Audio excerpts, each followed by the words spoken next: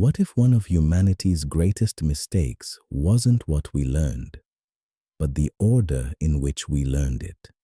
What if we've spent thousands of years teaching people how to use tools before helping them understand the reality those tools were created to express? Take music.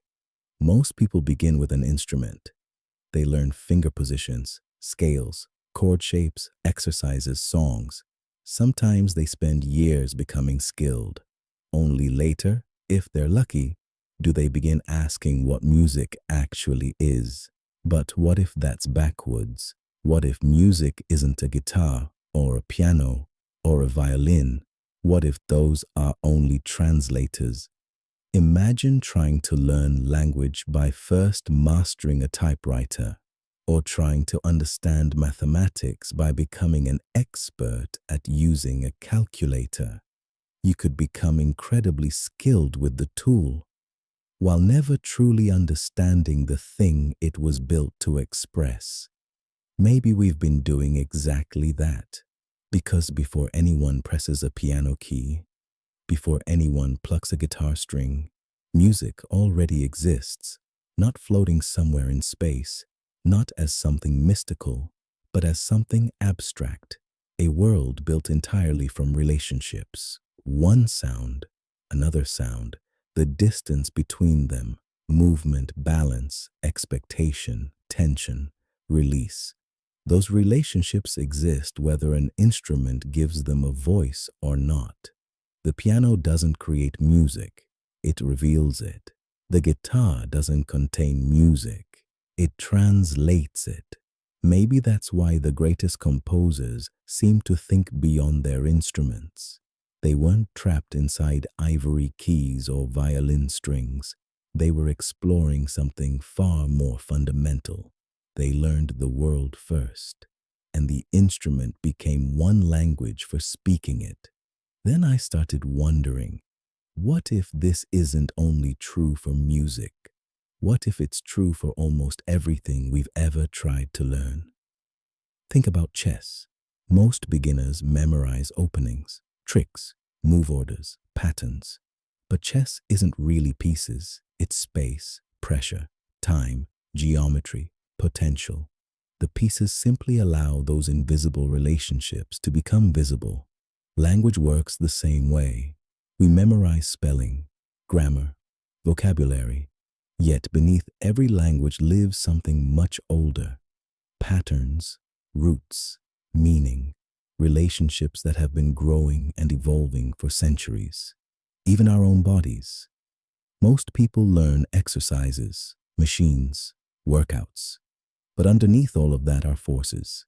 Balance, leverage, rotation, structure, movement itself. The exercises aren't the reality. They're one way of interacting with it. And then something clicked. Maybe knowledge has been taught historically instead of naturally.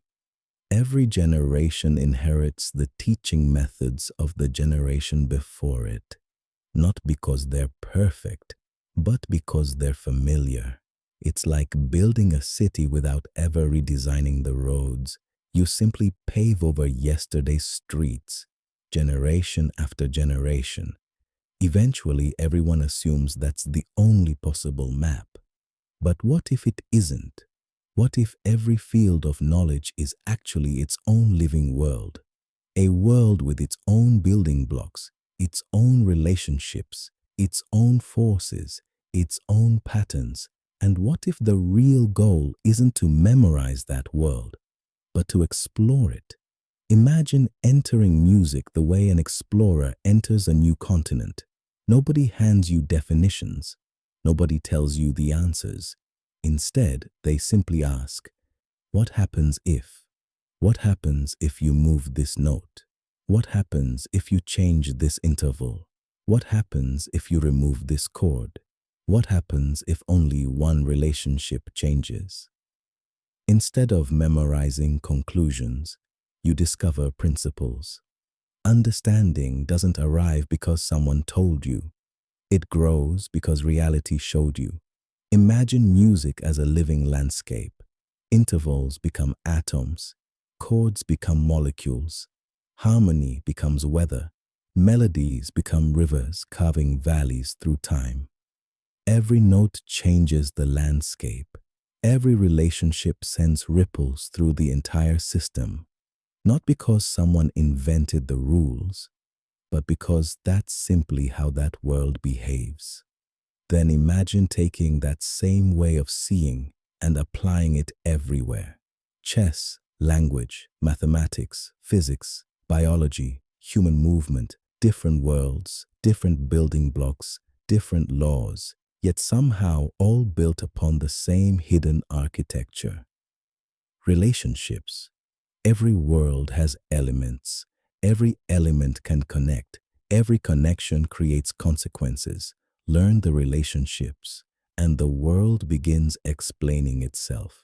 Maybe books shouldn't simply hand us facts. Maybe they should become laboratories. Maybe software shouldn't merely teach lessons. Maybe it should become a living world where ideas can be touched, moved, broken apart, rebuilt, and truly understood. Not because understanding is the final destination, but because understanding changes the way we see reality itself. Maybe education shouldn't feel like carrying bricks uphill. Maybe it should feel like walking through a forest. You don't memorize every leaf. You begin noticing patterns.